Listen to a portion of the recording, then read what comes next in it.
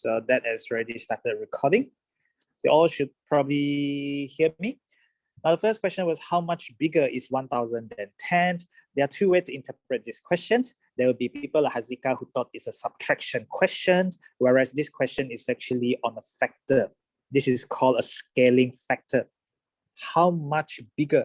How much bigger? So that means how many times bigger? How many times larger? So it's a scaling factor. This is something you will have done in biology as part of your magnification factor as well. So they don't really call it subtraction. It's about how many times bigger. So that is actually 100 times bigger, 100 times bigger compared to that. This is all about interpretation of question. These are sort of the mathematics that you will come across and the language you have come across when you were doing primary school mathematics. In terms of the second question, I think Hazika has probably gotten this right, but look at how many steps she has taken. But that is all right. There's negative and negative. So she maintained the negative and negative. Let me just double check her calculation. That is correct. So 10 times that is correct. So she maintained that. And let me just double check. Negative and negative become positive. So there's 3206. Move the minus 43 to the other side, become plus 43. And then here is where she is all right because she divided both sides by 2. If she just showed divided by 2, but she kept 2y here, she's going to make a mistake. So that one is fine, divided by 2, and she got the answer there. You need to be able to rearrange the equation properly. Here is where she had done a mistake. She definitely has messed this one up. This is 1/2. This volume looks pretty much the same. They shouldn't be that different. 0.15, 4175. You can see, mathematically speaking, that doesn't make sense. Let's figure out where her error is. All of you should have done the math, and that means that, it really tells you, okay, I'm just using Hazika's example here because she was the first one to submit, but being the first one to submit means that she probably didn't check her work. And when you don't check your work, you know that bad things will happen. So you need to be able to check your own work, okay? So this was given like that. You would know in mole calculation, you would be able to set it up if you label from the balance equation. If you label N equal to C times V, if the volume is in C and Q, you divide by 1000. At the bottom, you have another C times V. So these are solution chemistry. Solutions chemistry is only to do with concentration times volume. It's got nothing to do with volume of gas. It's volume of solution in dm cube. Concentration in mole per dm cube. So what you have altogether is you're going to make C the subject. What she really liked to do is she liked to press her calculator first, and she has done this one first, then she do the bottom bit. It's a waste of time. She could have gone from here to here directly by doing this. So 0.15 times 20 divided by 1000. I got 3 times 10 to the minus 3 on my calculator. If you don't know how to key this onto your calculator and you have to waste time to do things like this, here's where you will make mistake. You must know how to press that on your calculator. You press 3, press T, that means times 10 to the power of, then you press 3. That means 3 times 10 to the minus 3. Or you can also press like this, 0.15 times 20 times 10 to the minus 3. You convert cm cube to dm cube by multiplying by 10 to the minus 3. There's division by 1000. You can press your calculator, 0.15 multiplied by 20, and then exp, and then minus 3. You will have gotten the exact same answer, 3 times 10 to the minus 3, which is 0.003 there. At the bottom here, she got 0.04. This is her mistake. She don't know how to use her calculator. She has a problem with her calculator. Actually, she's right. There's 0.04. I was wrong. I thought it would be the other way around. No, that's correct. There's 0.04 there. So I don't know what her mistake is. So up until here, this is fine. Okay, I can see her mistake now. So you want C as the subject. So what you do is you move C up there. So that becomes half times C because half doesn't change anything. You just move the C up there. Then you have 0.003 divided by 0.04. Now make C the subject. C is equal to 0.003 divided by 0.04, bracket. I'm sure you have learned primary school mathematics, use bracket. Half times that, so move the half to the other side, become divide by half. Press your calculator in the bracket first, 0.003 divided by 0.04, I get 0.075. Of course, you don't have to write down this next step because it's something that you will be able and expected to do in your primary school mathematics, you get 0.15 mole per dm cube. Of course, here this is just mathematics, so they don't have the unit. But in reality, we know it's concentration times volume in dm cube. Concentration is in mole per dm cube there. So what is her mistake here? So she has 0.03 times that. So she's just wasting her time. She has half there, she put 0.5. She's wasting a lot of time, and therefore she probably wouldn't make it that quickly out of this question. Now she moved up the thing up there, but then she decided this is a fraction. Hazika has decided to move it up there, and then she should have 0.5 multiplied by that. But she has done a very weird math. She has just decided to swap it around. So from this step onward, here is the mistake. And this is not the first time she has done this mistake, and it will not be the first time that most of you have done this mistake. You need to know how to rearrange your equations. If you have a problem with that, you will mess up every single bit of your calculation. Now her next bit is quite unclear. Let me just double check her working. So she has got 2 over 3 equal to 8.5 over 17 divided by V over 24. So she needs to make V the subject. So what has she done?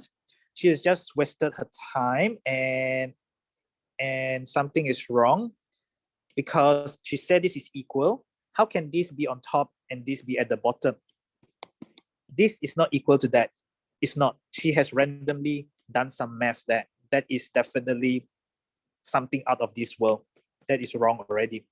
So what you do is you want V, and therefore you move up the V over 24 times 2 over 3. This is on the left side. Do not change it. Move up the denominator to the other side, so they become multiplied by the bottom thing is equal to 8.5 over 17. Now you want to make V the subject, so that is V is equal to move everything at the bottom. This means it's 2 times V over 3 times 24 equal to 8.5 over 17. Move everything at the bottom to up there. So you're going to get 8.5 over 17. Do not change anything on the right-hand side. Therefore, we are just moving the 3 times 10 to the 3 times 24. I still have 2 times V on the top. Now this is 2 times V. How do I move the times 2 to the other side? They become the whole thing divided by 2. You can do your math like this, or you can be better with cross multiply, where you move the 3 and 24 up there. They become multiply. And then you move the 2 down here. When you have 8.5 over 17 divided by 2, you know from primary school mathematics, this is the same as that. So I can join the 2 and the 17 together because there's the same thing. But I'm doing this step by step so you can see the mathematics behind it. If you can't, then you need to go back to primary school mathematics and actually do something about your mathematical skill, because to be honest, you will struggle with not just chemistry, but with physics and normal math as well. She has done all that, and she has still gotten some random answer. This is a waste of time. This is a waste of time. This is a waste of time. And oops, actually there's a different question. Let me just go back to it. This is a waste of time. This is a waste of time because her working was already wrong. So she submitted something without checking. Everyone should learn from that mistake. When you submit something, is it your best work? Is it the best quality version of yourself? What you submit, that is your identity. If you dare to submit something of low quality, that is you. That becomes part of you. Today, tomorrow, in the future, it will be the type of person you will be. Okay? Anyway, so onto the very last mathematical question. So that's 24.8. And I can tell you something is wrong with the answer already. This is impossible, I think, but let's check. So this is times 10 to the minus 2. I was just checking to see if people can actually press their calculator correctly. Let me just do on my paper because mine is a bit clearer. So I have that, yeah. So that is your 5th one. You know there's a reason why I asked you to do this mathematical problem, right? I purposely set it up like this. This is usually in the titration problem when you have a mole of iron 2 plus is to the mole of manganate.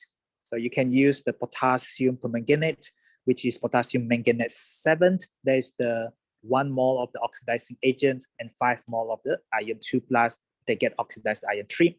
You've seen that problem many, many times.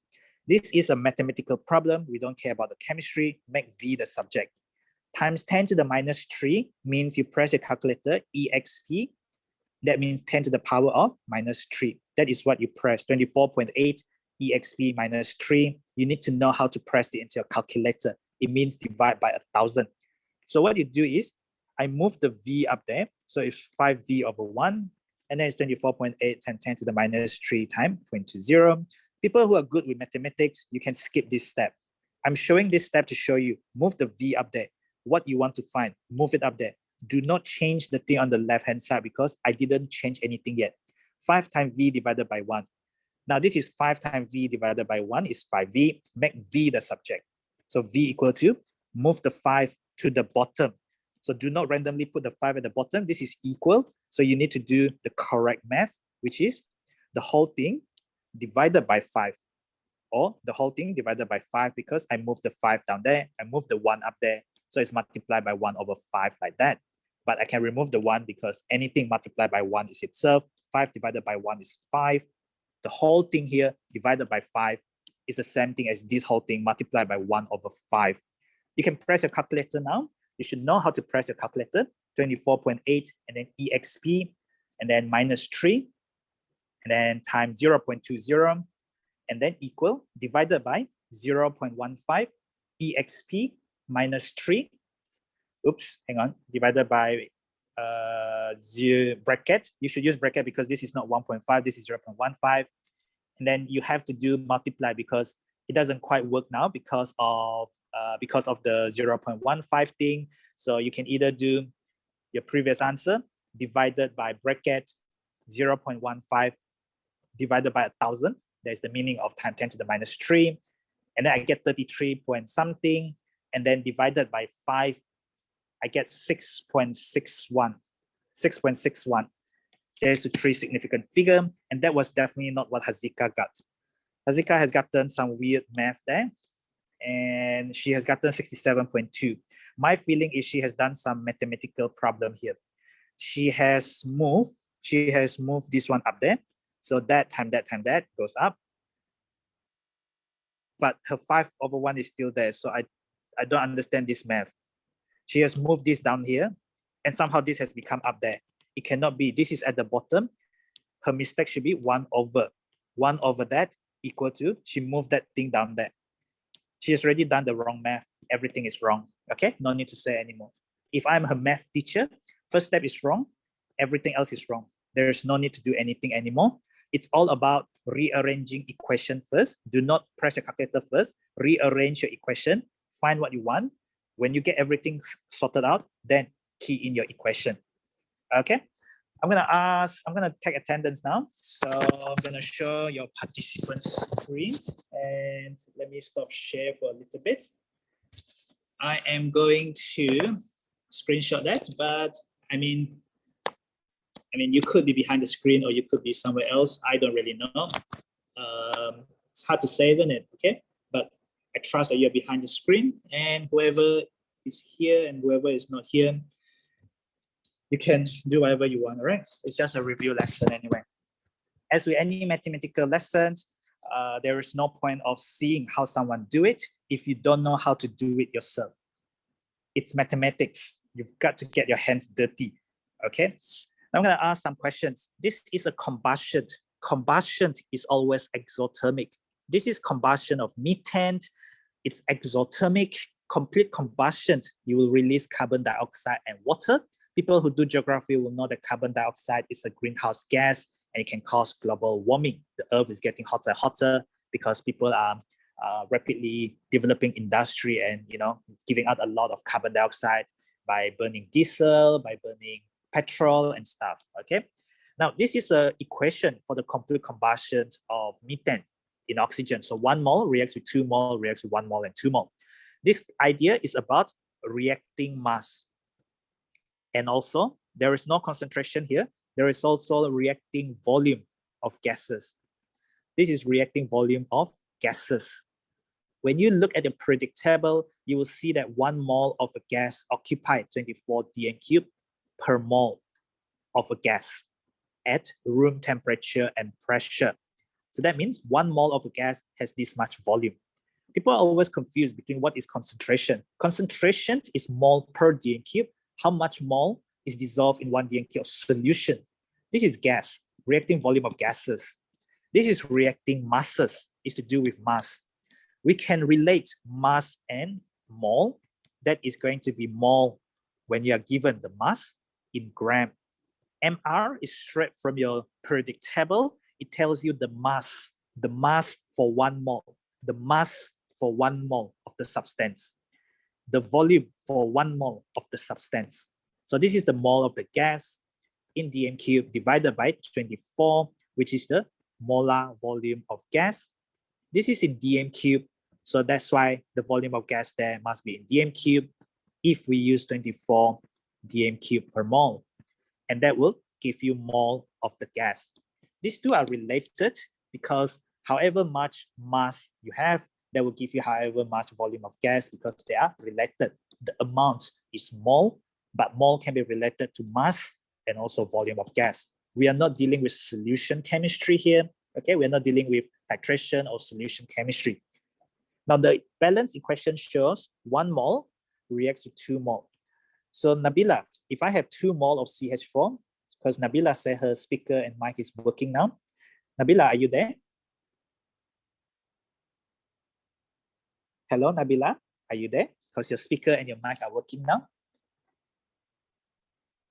Oh, it's lagging. Oh, okay, all right, okay. Hilmi, are you there? Yes. Tell me, what can you tell me? If I have 2 mole of CH4, how many mole of O2 reacted? 4. 4, because if 1 mole reacts with 2 mole, then 2 mole of CH4 will react with 2 times 2, which is 4 mole. So your ratio is still 2:4, which is 1:2. So that's correct, 2 mole. Now, this is more tricky because this is now dealing with masses.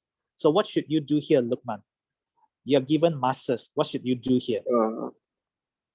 Mole of CH4 over mole of H2O equal to 1 is over 2 equal to 16 gram over 16 gram per mole over mass of H2O over 18. Okay, so here we want to find the H2O. Usually the stuff that I want to find, I put it on top usually, but there's nothing wrong for you to put it the other way around. It's just that you will be doing the mathematics like this, and people usually struggle.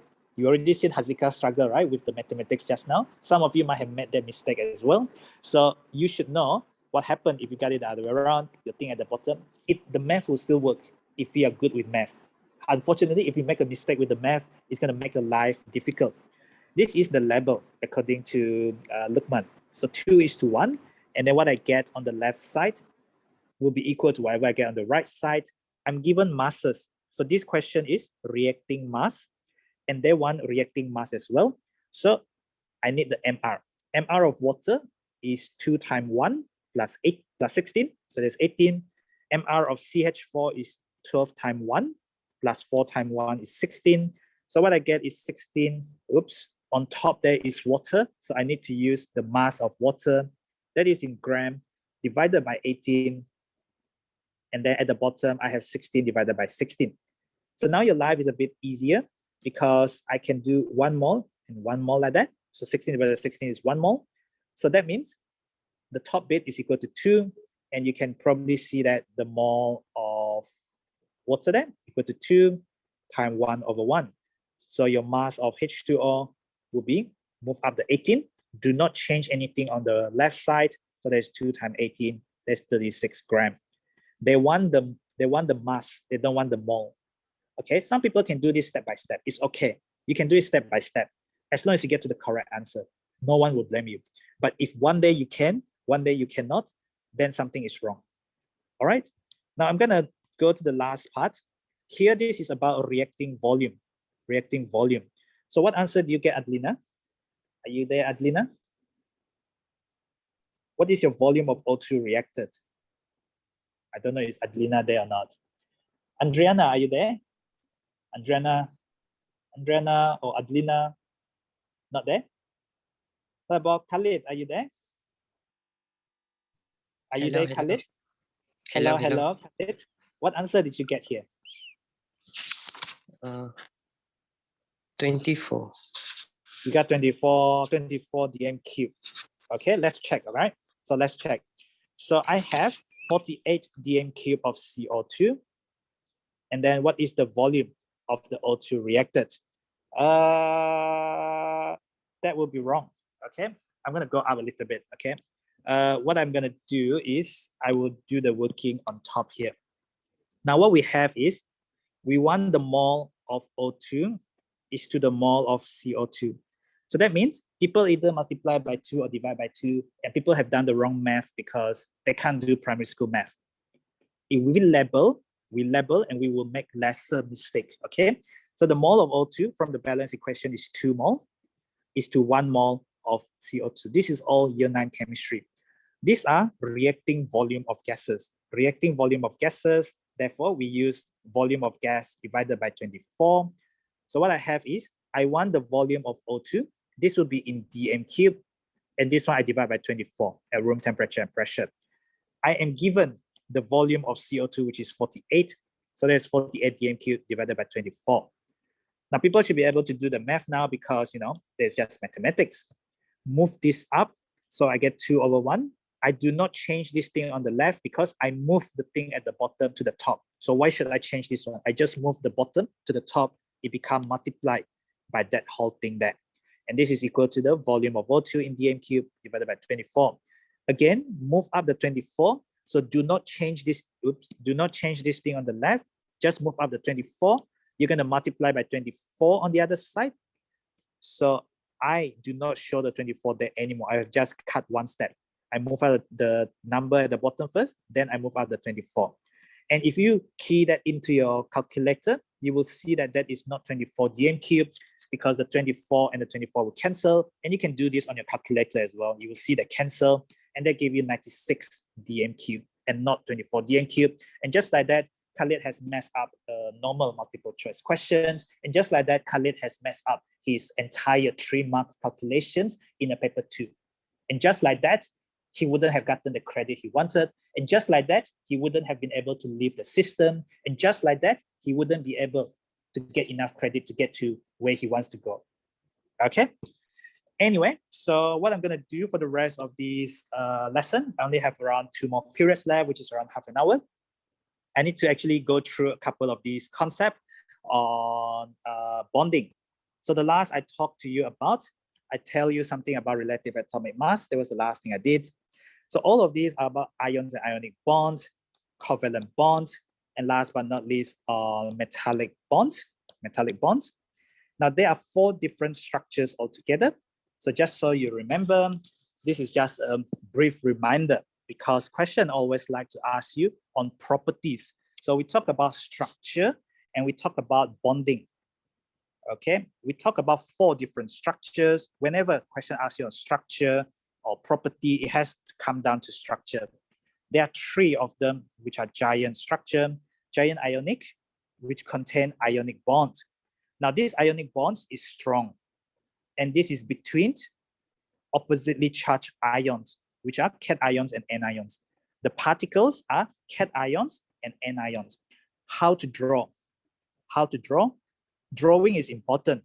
It reminds you of what actually happened, because people always forget that this is not electron. These are cations and anion. Why am I drawing this? Gotten this wrong. What have I gotten wrong? There should be minus. There should be minus there, and that should be a plus there, and that should be a minus there. Okay, so oppositely charged ions attract. This is cation. This is anions. The electron get transferred from the metal to the non-metal. There are no electrons around, no free electrons around. You don't talk about free electrons. If you talk about free electrons, this is a wrong concept. Your electrons are in the shell. When you draw fully fill out the shell for cations and anions, you don't have any electrons anymore, because you totally transfer from the metal to the non-metal. So there are no free electrons at all. We talk about free ions versus the ions are not mobile at all. Okay, so we know in the solid state, the ions are in fixed positions, If the ions are in fixed positions, they are not free to move at all. They are packed tightly. As part of your lower secondary science, you know about packing of solid particles. The particles here are oppositely charged ions, not electrons, and these are in fixed positions. In the solid state, cannot conduct. But when they are molten or when they are aqueous, they can conduct electricity. As a result of this giant ionic structure, which is a lattice, because they get repeated throughout in 3 dimensions, front, back, left, right, top, bottom, you have a strong ionic bond that you need to break when you want to melt or when you want to boil, which will be endothermic, because you need to pump in energy, you need to pump in heat energy in order to break this strong ionic bond between the cations and the anions. Okay, that is why you also have high melting point and boiling point. And these are all stated in the syllabus. Where's the syllabus? These are all stated in the syllabus. As you know, describe and explain structure and bonding. If you don't know about the structure, you lose the marks. If you don't know about what actually breaks, you lose the mark. Properties of ionic compounds, high melting and boiling point, describe and explain, state and explain. Good conductivity when aqueous or molten. So that is the basis of electrical conductivity. We recap this a lot when we did electrolysis in year 10, but some people clearly still cannot understand the concept of ions being free to move versus the ions are not free to move when in solid state, not electrons, because the giant ionic structure does not have the delocalized electrons. All the electrons are in the shell. When you drew dot and cross, you don't have electrons lying outside the shell. They are all inside the shell. Therefore, there's no such thing as free electrons when you talk about ionic compound at all, because whether you're molten or whether you're solid, the electrons are all in the shell. The next thing is called giant metallic structure. So this relates well to your physics as well as the concept of electricity, because we have metal wire. Metals can conduct electricity because your other particle is not anions, because metals are elements. What you have is only one type of atoms, and those atoms can lose your outer shell electrons. These are your outer shell electrons get delocalized. Delocalized means they are not in the shell. They are not in the shell. There is no non-metal, so there is nothing to gain or to take in the electrons. The electrons are just outside the shell, and you have cations. Cations because the metal atoms want to have fully filled out the shell. In this kind of metallic bonding, you don't actually have the shape for electrons. The electrons are so small, they don't actually occupy space. So in reality, these solid state metals, because most metals are solid except for mercury. So except for mercury, metals are solid at room temperature and pressure. So I mean to say these ions, these particles, they are packed tightly. They are packed tightly, but what enables them to conduct when they are solid as compared to ionic bonds, when they are packed tightly, the ions are in fixed positions. But even when these are packed tightly, you have free electrons, can move even in solid state. Even in solid state, it is the electrons that are free to move, because your cations, your metal cations, the particles are packed tightly. They cannot move. Even when molten, it is the electrons that conduct. It is not the cations that move. Be very careful about conductivity explanation. All right. So it's the electrons that move around your circuit, and those are the electrons that move around in your electrolysis circuit as well, that conducts electricity. We also have a strong metallic bond. Strong metallic bond. This is between your cations. Cations come from metals having lost electrons, and this one will be between cations and the delocalized valence electron. The whole purpose of these kind of revision sessions is to recap and rejolt your memory. It will not help if you have not done your own notes. If you have completely cheated your way throughout last year for bonding, it will not help you at all. This sort of adjective, as well as outlining clearly the particles involved, drawing out the structure, you know that those are commonly asked questions. Okay. The third giant structure and the last one is called giant covalent structures. Stated in the syllabus, they are coupled of substances mentioned in the syllabus. The other name for this is called giant molecular structure. You can use either of them, they are correct, but I think the current syllabus uses the giant covalent structure.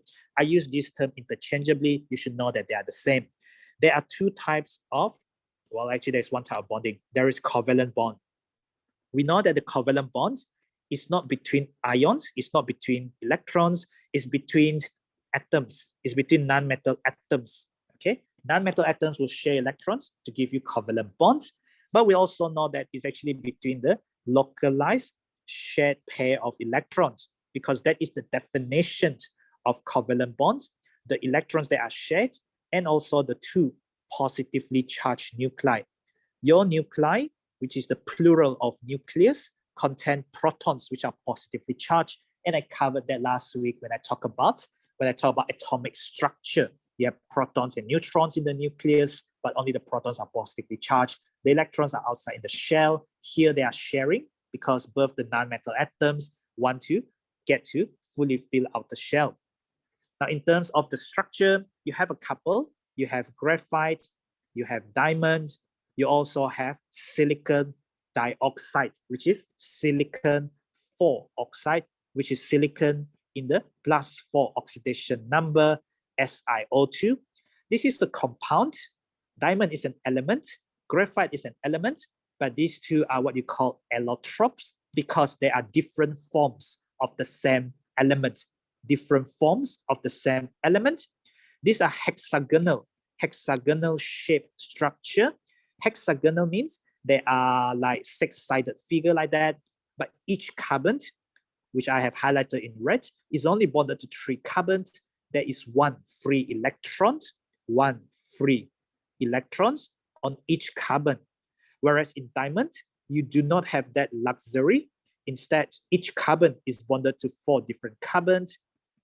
And as such, there are no free electrons at all on the carbons. And diamond cannot conduct electricity, but graphite can conduct electricity as a result of these free electrons versus no free electrons on the carbon. Now, we also know that graphite is slippery as a result of these weak van der Waals forces between the layers.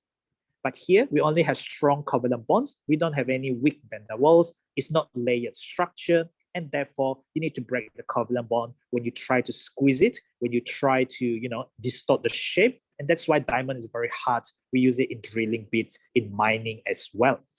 In terms of silicon 4 oxide, this is a component of white sand, not your normal brown sand. This one you can get in Talisai. If you go to Tutong, somewhere along Talisai, those white sand, those are component of silicon dioxide.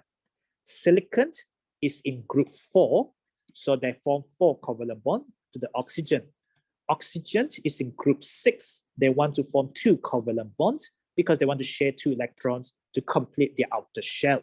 So each oxygen is bonded to 2 silicon, and each silicon is bonded to 4 oxygen. They look pretty similar to diamond, but they are not exactly the same. But we know there are no free electrons on the silicons or on the oxygens, well, on the silicon essentially. They don't conduct electricity. This, and this, their melting point or boiling point, very high melting point and boiling point. Because what do you need to break? You need to break many strong covalent bonds. Within this giant structure, you have many strong covalent bonds that you need to break. This is only true because this is giant covalent. Because the one that people always confuse about is this last one, which is for simple molecular or simple covalent structures. So what we know really is that simple covalent structure happens in the chemistry of life. So you're made out of proteins, and you eat sugar, you process fat, all those carbohydrates, proteins, fats, they are all simple organic molecule. They are all simple covalent molecule. The air that we're breathing in right now contains nitrogen, oxygen, carbon dioxide. So they are all simple covalent structure. In terms of the 4 bonding, in terms of the 4 structures, 3 bonding, this simple covalent structure is the most dominant out of all of them. There are 2 types of bonding here. There is the bonding between atoms, that is your usual covalent bond. Covalent bonds involve the attractions between the localized shared pair of electrons and the two positively charged nuclei. But this next one is a really important one in terms of the physical properties. This is between molecules, because simple covalent structure, they can exist as individual. They are not giant. They are not giant. They exist as individual molecules. Each molecule you can draw one by one. And inside the syllabus, there are there are not five, there are more than 5. I think there are around 10 molecules altogether. I did ask you to practice drawing them. If you cannot for any of them, unfortunately, that's it really. Candidates should be able to describe the formations, including showing the dot and cross for each and every one of these. For each and every one of these. Hydrogen form 1 covalent bond, chlorine form 1 covalent bond, oxygen form 2 covalent bonds. Think about what group you are in and think about how many electrons do you want to gain in order to, in order to share so that you can get fully filled outer shell. I am drawing not the dot and cross. Dot and cross means you must show dot and cross. Why am I drawing a diagram like this? Because it's easy to count. It's easy to count carbon form 1, 2, 3, and 4. If I know that is 1 covalent bond, so 1 covalent bond is 2 electrons being shared, 1 hydrogen, and 1 carbon. So I'm drawing the dot and cross now, because if I know my display formula is correct, this one comes from this is definitely correct as well. Nitrogen is in group 5. Sometimes questions show you like that. And then you might make the mistake of drawing the dot and cross like that. And your first mistake is you do not know how to count outer shell electrons. Nitrogen is in group 5. You use only 3 for covalent bonding. You still have 2 more. I can have 2 dots or 2 cross because I never specified what are my dots and what are my crosses. Be very careful there, okay? And so on and so forth. I'm not gonna do for all of them. In terms of structure and bonding, as I mentioned just now, you need to think about the law of melting and boiling point, because you are not breaking the strong covalent bond, you're breaking the weak intermolecular forces. You have poor electrical conductivity. We don't talk about ions. We don't talk about ions because these are covalent. These are covalent molecule, covalent bonding. We do not talk about ions. If you talk about free ions, you're already confused between what is ions and what are atoms when they form covalent bonds. Just be very careful there. Oops, what have I done? I think I've gone all the way to the first page. Just give me a minute, yeah? So what I've done in this kind of tutorial is not to show you everything. It's simply to show you how much more you need to improve yourself, okay? Between the molecules is what you call intermolecular forces. For simple covalent molecules, this is what we are breaking. We are breaking the weak intermolecular forces. We are not breaking the strong covalent bonds. And since we are breaking the weak intermolecular forces for the melting point and the boiling point, so we have law, melting point and boiling point. Giant covalent structures in terms of their properties. So they haven't really talked too much about their properties, but they do ask you to talk about the structures of diamond versus silicon 4 oxide. You should be able to sketch what I just sketched just now. Talk about the melting point and boiling point is very high because you need to break many strong covalent bonds because of the giant covalent structure. So that is the similarity. You also have another similarity, does not conduct electricity because only the graphite, which is a bit unusual, can conduct electricity. Here does not conduct electricity because there are no free electrons inside the structure at all, unlike graphite, etc., etc. Metallic bonding, I talk about it. I talk about good electrical conductivity. It is the delocalized valence electrons that actually conduct electricity and not the ions, not the positive ion, because the positive ions do not move at all. It's the electrons that move around your circuit as they conduct electricity for metals. Remember, do you have metal ions or do you have metals? Metal ions mean when they form compound. Inside the metal itself is element. Element means there is no non-metal, and therefore you just have your cations and your delocalized valence electron. Now, these other two things, people always forget about this property about metals. They are from year 9 chemistry. They were in your year 9 notes. Malleable. Malleable means you can hammer into thin sheets. So that means you can change the shape. So when you get into a car accident, the metal body of a car will change its shape because something hit on it, it changes shape. So you can hammer, you can change the shape of a metal. Ductile is you can draw it into fine wire. You can make it into fine wire, such as the copper wire used to transmit data, internet data in some rural areas. And we heard recently that there was an internet outage in Tutong and KB because some areas are still using copper wire connections, not the fiber optic. So those are a bit slow and people want to steal copper because they are valuable metal. Metals are valuable. Metal costs money. Okay. Now, in terms of malleability and ductility, you need to go back to the structure of metals. My structure of metal just now, I have drawn it like this. I told you that electrons don't really occupy space because they don't have the nucleus, they don't have the protons, they don't have the neutrons, they don't have the shell. Therefore, in reality, what I have is in the solid state, the ions are kind of tightly packed as a solid because solid particles are tightly packed. So what you see really is like that. But what you don't see is you have electrons in between to, kind of attract them together. Electrons are small, they just fit in the space in between. Electrons don't have nucleus, electrons don't have the protons or neutrons. So what actually happened then is these are layered structure. These are layered structure. And because they are the same size, you can slide over the layer. You can slide over the layers and metals can conduct electrics. Metals are malleable because you can slide over the layer easily since they are the same size. Now, if you have this metal, okay, and then you have other metal ion, which are big. So different sizes. So we have a mixture of metal. So now you can have the layered structure, but what actually happened then is you have different sizes. Different size, you cannot slide over each other easily. If you cannot slide over each other easily, you are no longer malleable because you cannot slide over each other easily. You cannot change the shape anymore easily. You are no longer malleable. You are no longer ductile. This is what you call alloy. Alloy is a mixture of metal. This is a pure metal. It's an element. So element is just one metal. The alloy is made out of different metals mixed together. It's a mixture. All right, so I've finished bonding. In terms of the formula, I don't really have much thing to say about the formula, okay? I can only say one thing to you about formula. It is to do with general equations. There are only 5 general equations, but actually there are many more.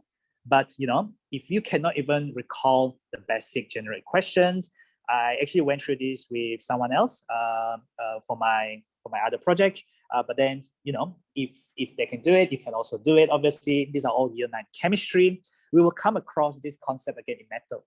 This is what I meant by every year, you'll be doing similar kind of stuff. Year 9 is probably the worst because you come from nothing. You didn't learn much in lower secondary science, and therefore you feel like there's so much to learn. But once you get over that bridge, you will see that the same concept get repeated itself again and again and again. It's not like you don't know metal reacts with water, metal reacts with acid, carbonate reacts with acid, neutralizations. All of these, some of them, you have seen them in qualitative analysis, like tests for hydrogen gas, tests for carbon dioxide, tests for ammonia gas. I hate to remind you, but you have 2 pages of chemical analysis notes.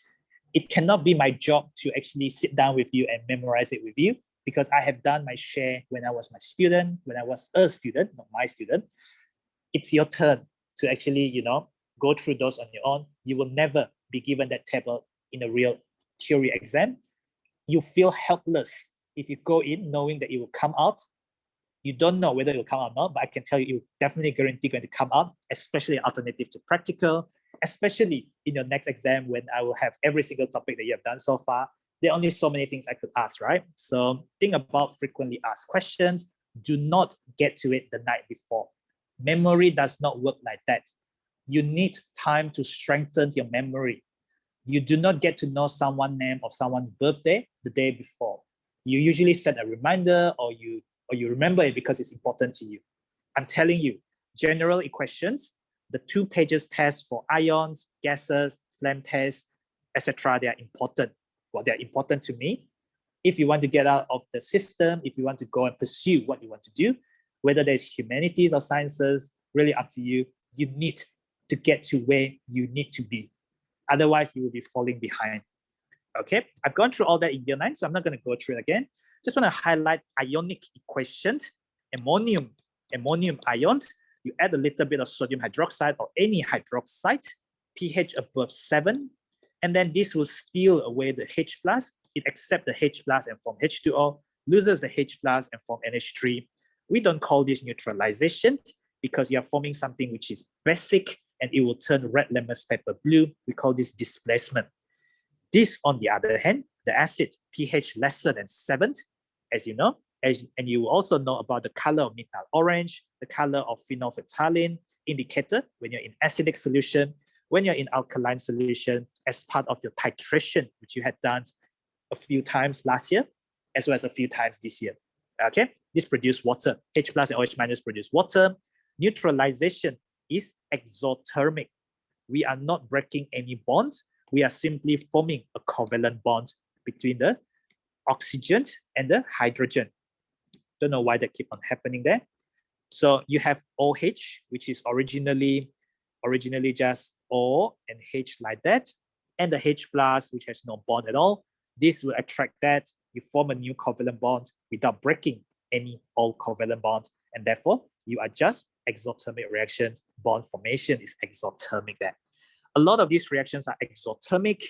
Carbonate plus acid will be exothermic as well. You release large amount of gas.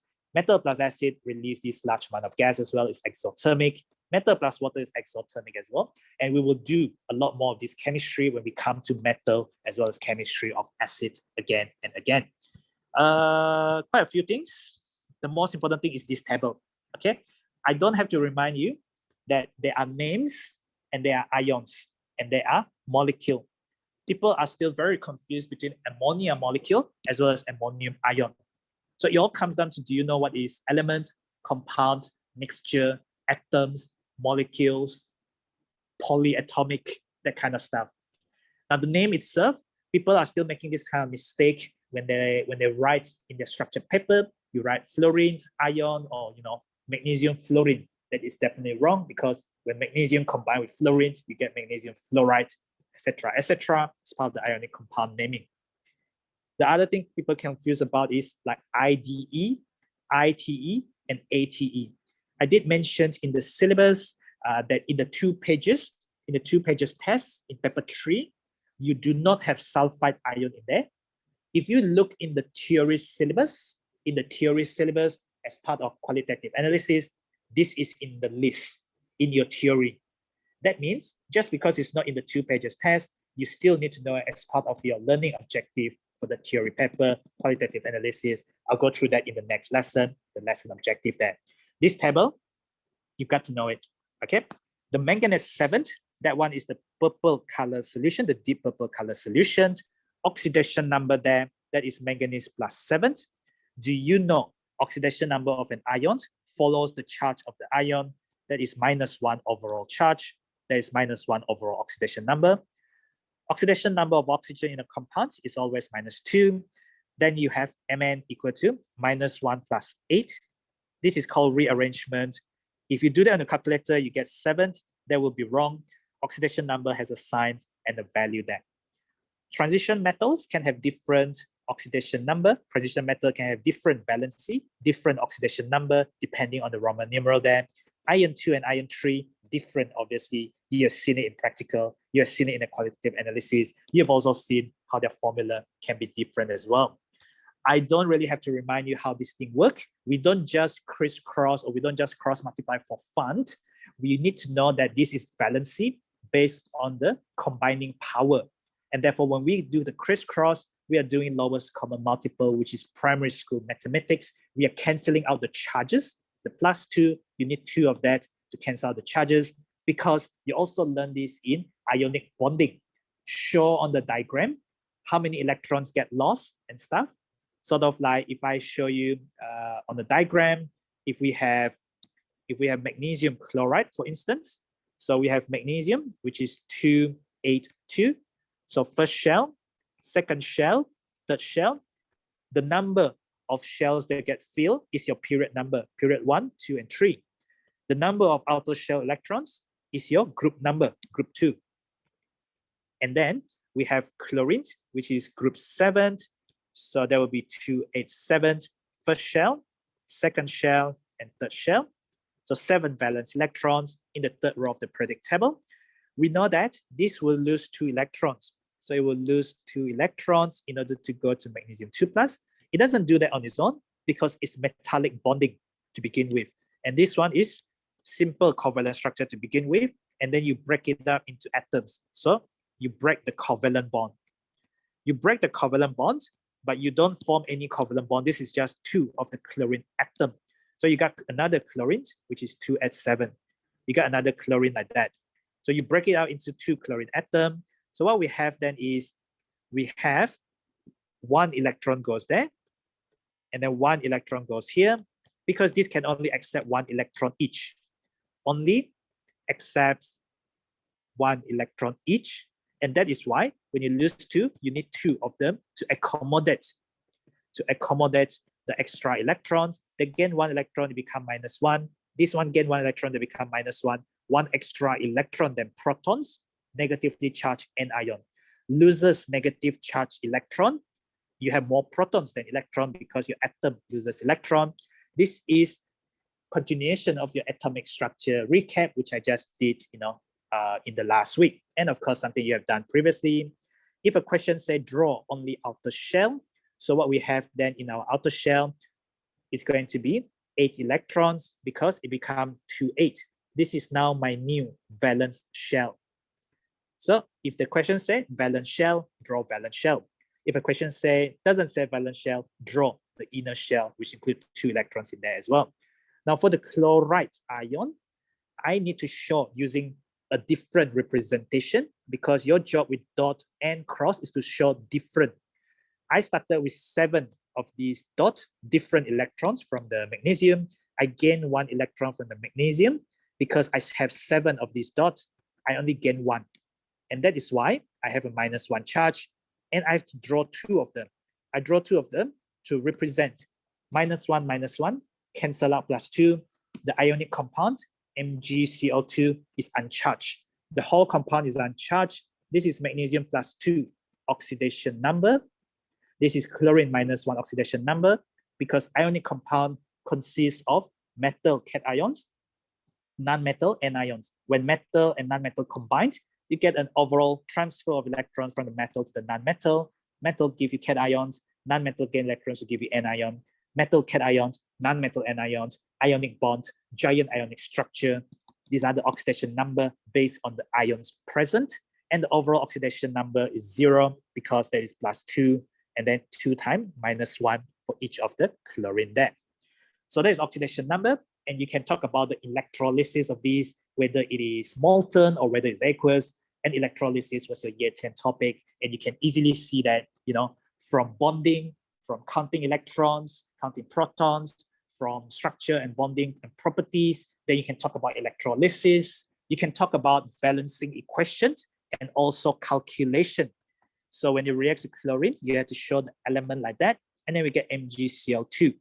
So here we can see the Mg0 become Mg +2. This is now your redox topic. This is increase in oxidation number. This is called oxidation. Chlorine as an element is chlorine 0 oxidation number. Chlorine in this compound is chlorine -1. Decrease in oxidation number as stated in the redox topic in year 9. We'll talk about it later on this week as well in our other recap of the syllabus, that is reduction there. In one question, you can ask many things, including calculations as well. Okay. Now I already talked about the reacting masses. So you see, I've already gone one big circle. I started out with a little bit of math. So you need to know reacting mass, mole equal to mass over mR. That is when you have reacting mass. There are some students, I think like Shrin, and I think Shrin is the most common culprit. She likes to use this for every single thing, even in practical when you don't have periodic table. But she decides to, use the periodic table for something that she wouldn't have in the real thing. Practical questions tend to guide you step by step.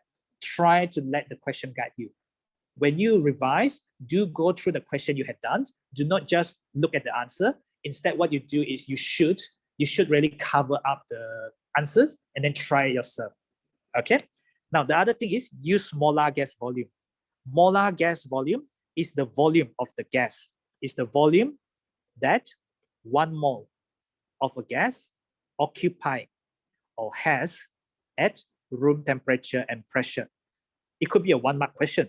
What is meant by molar gas volume? And then some people don't even know definitions because they never understand the unit in the first place. Volume in 1 mole. Okay, molar mass is the mass for 1 mole of the substance.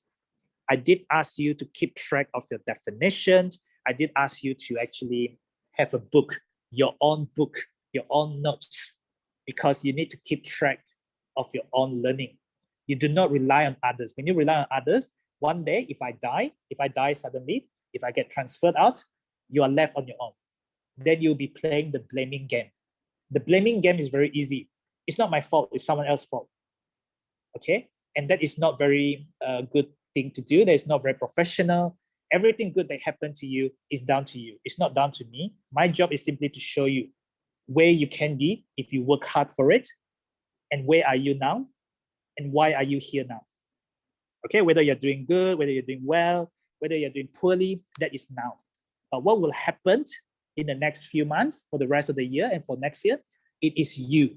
It is not anyone else. I know I'm talking on the screen right now, can't see your face, can't do anything. But if you're listening to this, you will know what I'm saying, okay? The next thing is about concentrations as well as reacting volume.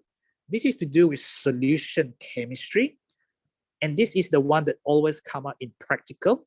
So practical, which is your paper 3 mole calculation.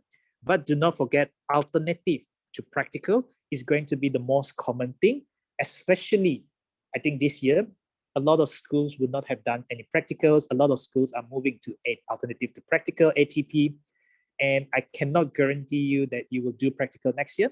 Practical is easier to score than ATP. But if you have to do ATP, you need to be ready for it. Just as if you're doing practical, think about all the things that you have done in practical, make it to your full advantage that you have done practical, and therefore you know about certain things you would do in the lab and certain things you wouldn't do in the lab. We know that mole equal to mass over mR. Just now, they told you about this unit. In the syllabus, candidates should be able to use this relationship.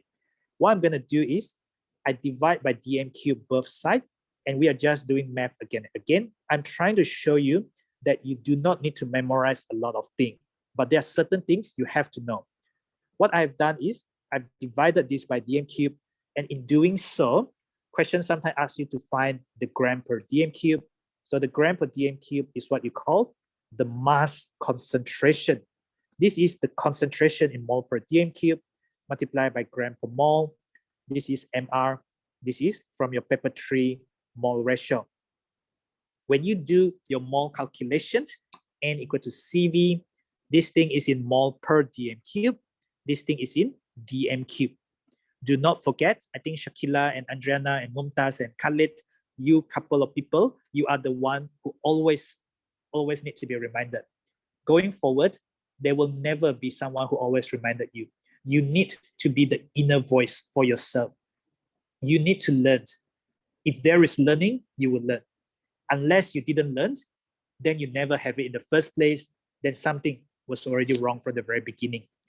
This thing in this equation will tell you the mole per dm cube. When you set out your mole ratio, you get that. And then questions sometimes ask you to work out the mass dissolved in 1 dm cube. The mass dissolved in 1 dm cube.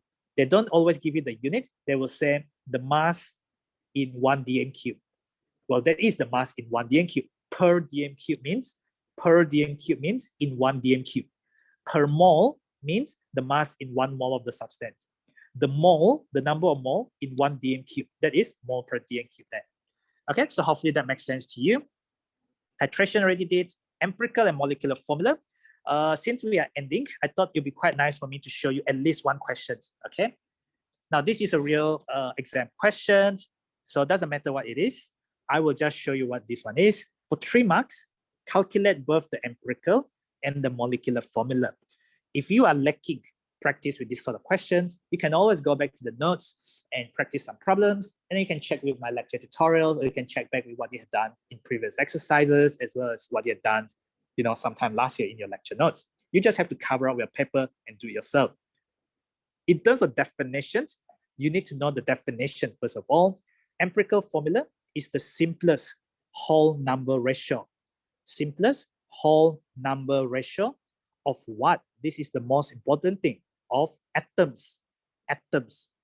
Now, definitions are there not to be memorized blindly, but for you to apply yourself.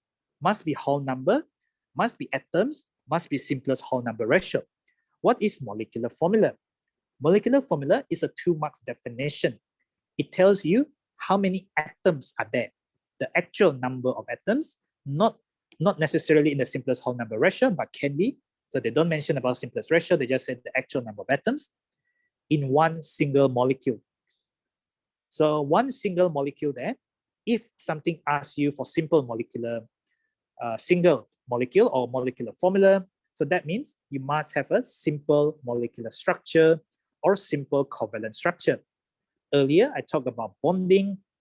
I said that only simple covalent structure exists as single molecules, and they have weak intermolecular forces between the molecules that you're trying to break.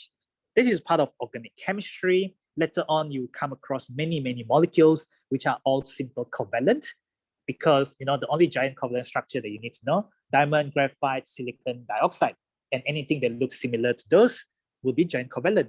Everything else that involves nonmetal, most likely will be simple covalent, especially if you know how to read the properties, especially when the question asks you like molecular formula.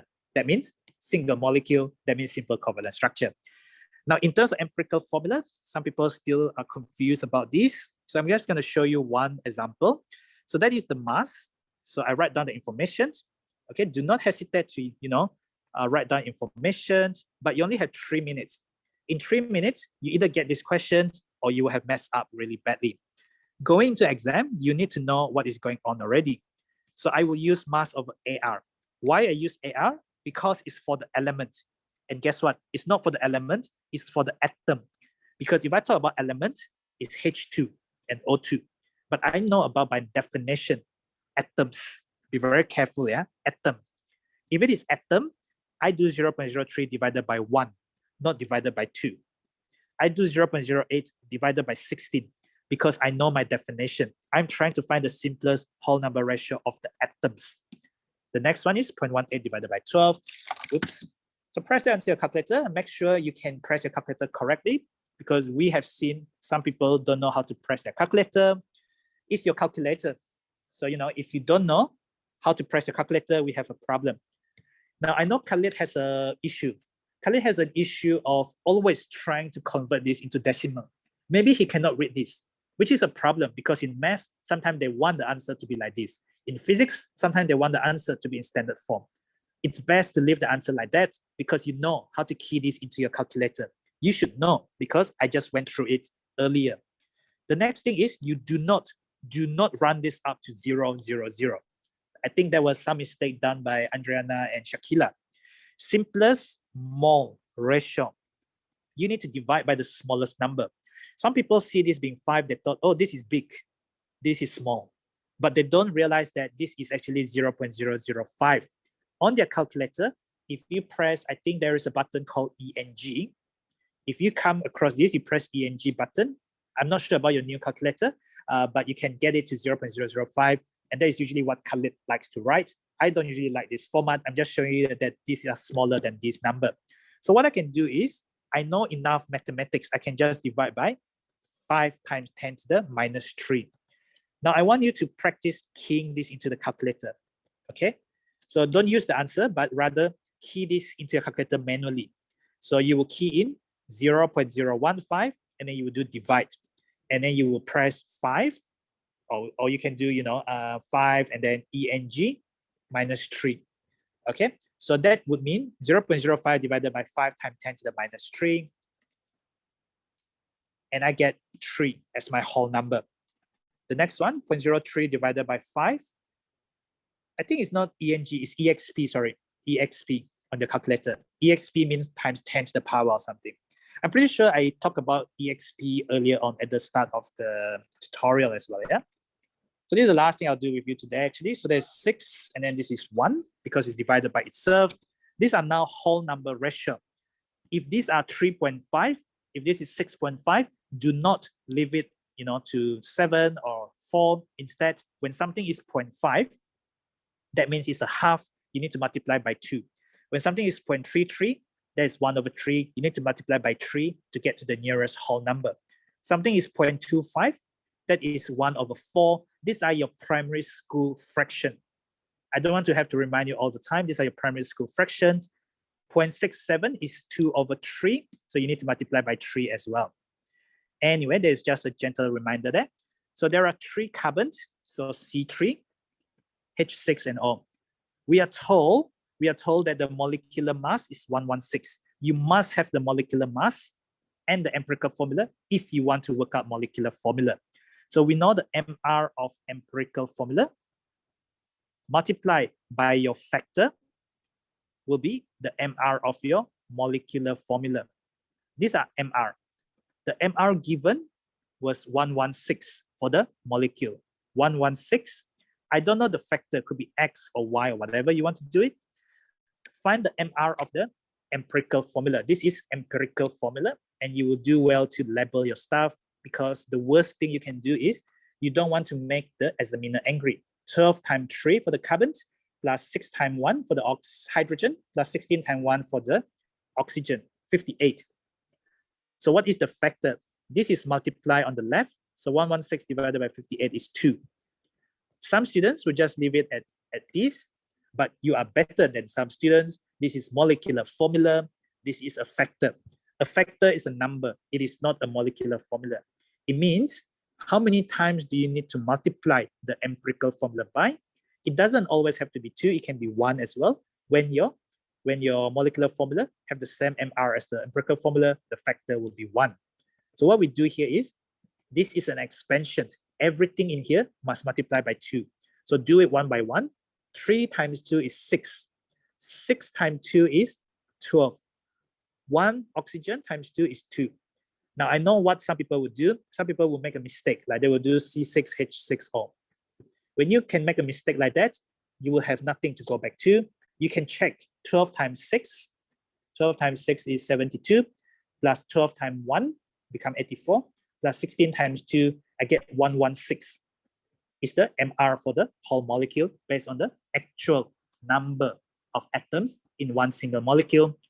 2 marks for the definition of molecular formula, 1 mark for the definition of empirical formula. Usually 3 to 4 marks for calculating empirical and molecular formula. Those are all part of year 9 syllabus. I'll stop it there for today. And in the next lesson, we will continue on electrolysis. Well, actually, I probably wouldn't go through electrolysis because we literally just went through the whole of electrolysis. What I'll go through is year 9 topic. Year 9 topic, which will be all these physical and chemical changes, not a lot of it. And then we talk about redox, which was the previous topic just before electrolysis. And there was also a little bit on the solubility of salt. So I covered this in year 9 because we needed it in order to talk about experimental techniques. We needed this solubility of salt. I ensured I have the text record that I told you sometime last year to definitely copy this down. I am pretty sure that I did text you. I can find about that text record. If you dare to text me saying you never heard about me saying that before, let me know and I will text you the text record, the screenshot of it. Okay, the very last thing would be on experimental techniques and chemical analysis and all of that. And remember I told you earlier, sulfide. If you look in the syllabus, there is sulfide and there is the test. But this one, if I'm not mistaken, is not in the paper 3. It's not in the paper 3 table. So do not always think that, whatever is in the paper 3 is definitely in the theory. This is something which is not in the paper 3 table. They don't expect you to test for this in the paper 3 practical, but it can come out in alternative to practical. Because alternative to practical, they don't give you the table. They can ask you anything from theory. They can also ask you that sulfide versus sulfate, spelling, formula, oxidation number, different tests, different results. Okay, and of course, when you get these, you're gonna get SO2 gas, and the test for SO2 gas is somewhere there as well. And of course, the sulfate doesn't give you SO2, so you just get a white precipitate with the barium sulfate formation. I'll leave it there for today. It's 10:25 already. So yeah, I hope that was useful. Not too sure if you are behind the screen or not, but let me just turn on my camera. So I hope everyone can still see me. So I'm in the school lab. This is a live session and you are behind the screens. You might have been listening, you might not have, but whatever you do, whatever happens, just remember that it's on you. Good things happen, it's because of you. Bad things happen, it's because of you. You do well, it's because you work hard. You don't do so well, maybe because you haven't worked so hard or you have been making the same mistakes again and again. And it has always been a responsibility to find out what went wrong and therefore how you can improve from where you are to where you want to be. You want to leave the system, you want to go on and do a medical career or engineering career, well, you need science, you need math. And I have done all I could to try and improve your math, but not a miracle and can't really improve your math if you don't practice your math.